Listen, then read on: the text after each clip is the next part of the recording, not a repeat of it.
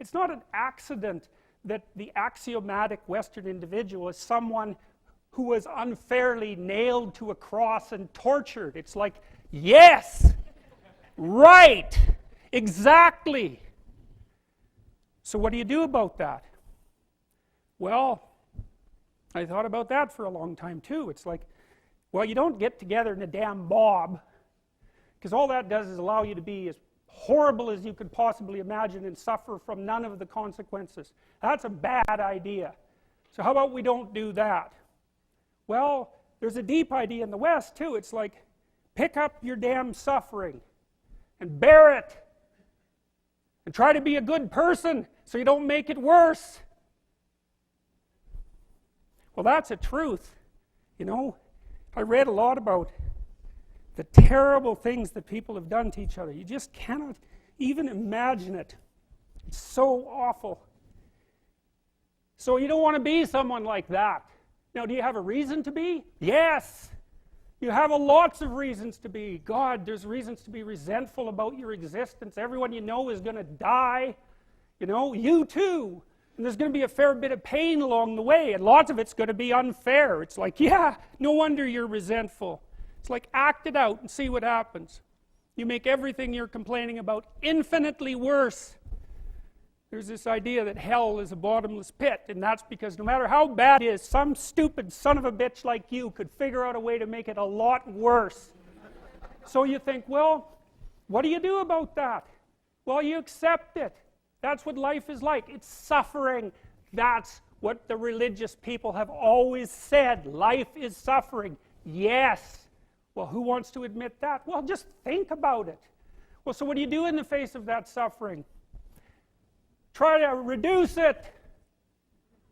Start with yourself. What good are you? Get yourself together for Christ's sake, so that when your father dies, you're not whining away in a corner, and you can help plan the funeral, and you can stand up solidly so that people can rely on you.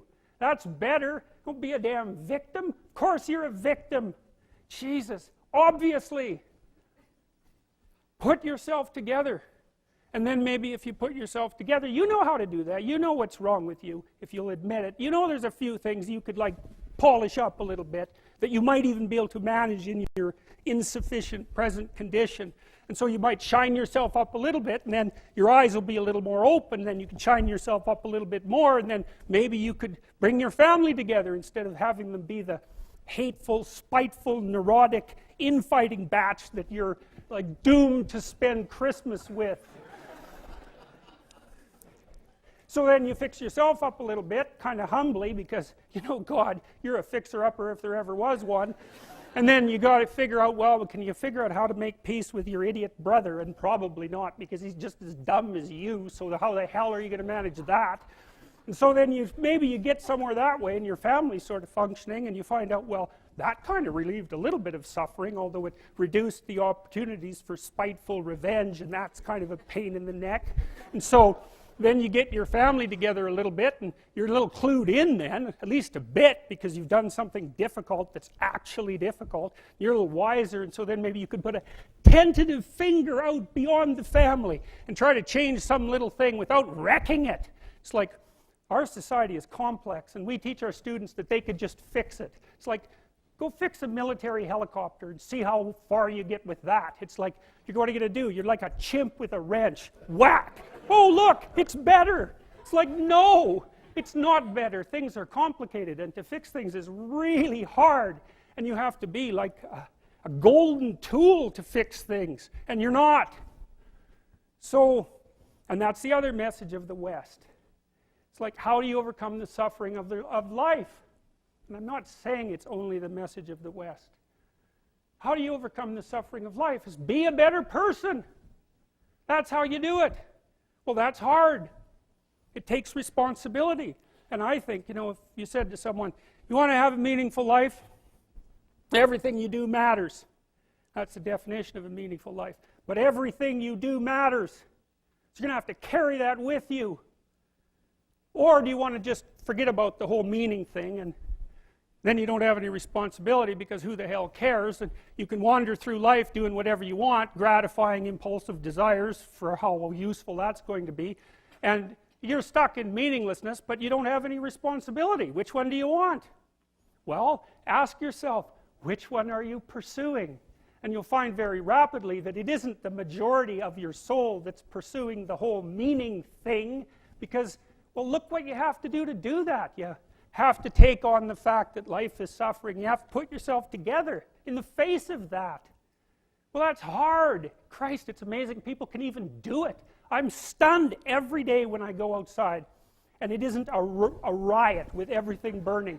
Because really, God, you talk to people, it's like, I knew this guy, he'd been in a motorcycle accident and it really ruined him, and he was like a linesman, you know, working on the power, and he was working with someone who had Parkinson's disease, and they had complementary inadequacies, and so two of them could do the job of one person, and so they're out there fixing power lines in the freezing cold, despite the fact that one was 3/4 wrecked with a motorcycle accident and the other one had Parkinson's. It's like, that's how our civilization works. It's like, there's all these ruined people out there, they've got problems like you can't believe.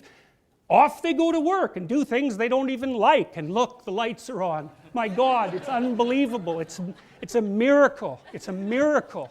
And we're so ungrateful. College students, the postmodern types, they're so ungrateful.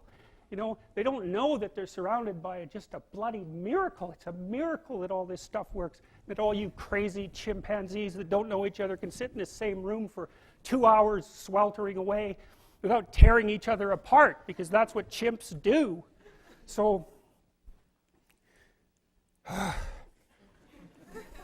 anyways, so what happened? Well, I made some videos and I got to the bottom of some things, at least as far as I can tell, so I told you what the bottom is, and then I've got this idea about what you might do about it, which isn't my idea. It's not my idea.